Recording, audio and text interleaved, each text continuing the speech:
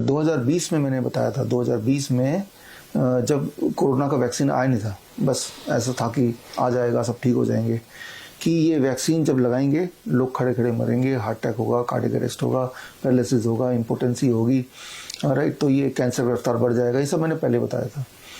आप जो देख रहे हैं आजकल कि अक्सर लोग जिम जाते हुए, यंगस्टर्स डांस करते हुए लोग मर रहे हैं, गाड़ी चलाते हुए मर रहे हैं।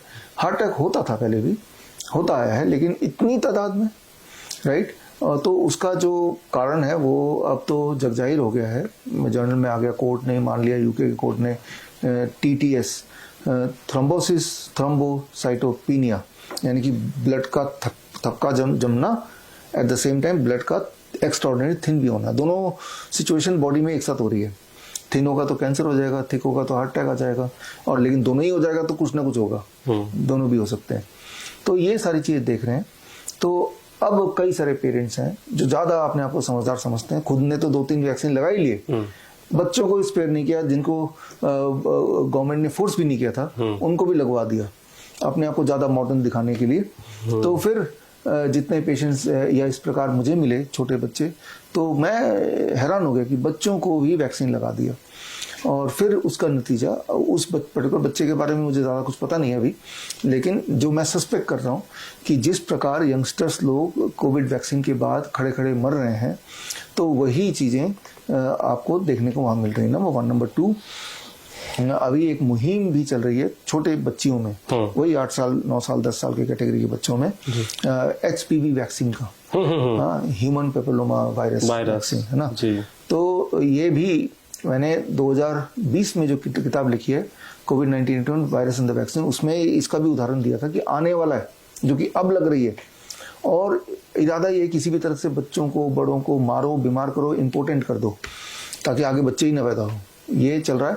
तो HPV वैक्सीन अगर बच्चों ने लगाया तो ये सब हो सकता है, हो रहा है। बाकी देशों ने जिन्होंने पहले से लगाना शुरू कर दिया, वहां पे सारे केसेस आ रहे हैं, और कोविड वैक्सीन का तो आपने देखा ही है।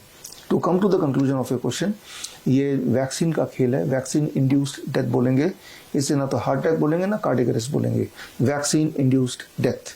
तो दैट इज द रीजन। तो सतर्क होना पड़ेगा पेरेंट्स को कि कभी भी कोई सुई बॉडी में बच्चों की मत डालिए, जितना डाल दिया, चाहे बचपन में डाल दिया, लेकिन अब और ना डालना है, क्योंकि आजकल जो वैक्सीन आ रहे हैं वो वैक्सीन नहीं है पुरानी वाले, वैक्सीन के नाम पे वो स्लो पॉइजन है, mRNA टेक्नोलॉजी, यानी कि आपकी जेनेटिक म्यूटेशन कर देगा, जेनेटिक बदलाव कर देगा पूरी तरह से, तो आप एक अलग इंसान बन गए। तो ये बातें हमें समझनी पड़ेंगी कि after it is matter of your life and death.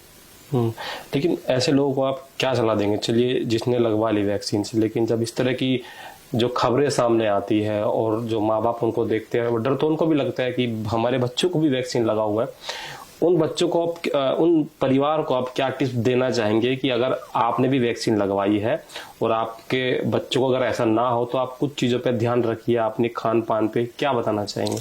देखिए, ये जो वैक्सीन से कैसे बचेंगे आप, उसके प्रकोप से लगा तो लिया ही है, हाँ, ठीक है ना, तो वो तो आने वाला टाइम ही बताएगा, ठीक है ना, क्योंकि हर दिन एक नया आपको दिख रहा है कि भाई कुछ ना कुछ हो रहा है ऐसे लोगों को, लेकिन जो आपके हाथ में है, 1, बी ऑन DIP डाइट, जो आप गूगल करेंगे मिल जाएगा। Number 2, don't eat after sunset.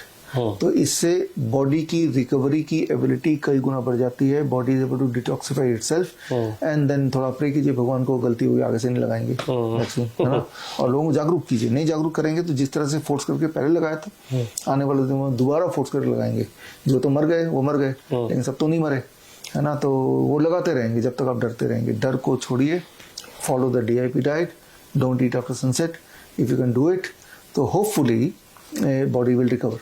बड़ी से बड़ी बीमारी का आसान से आसान इलाज घर बैठे ही हो सकता है। अधिक जानकारी के लिए कांटेक्ट करें nearest Dr. BRC clinic @ home।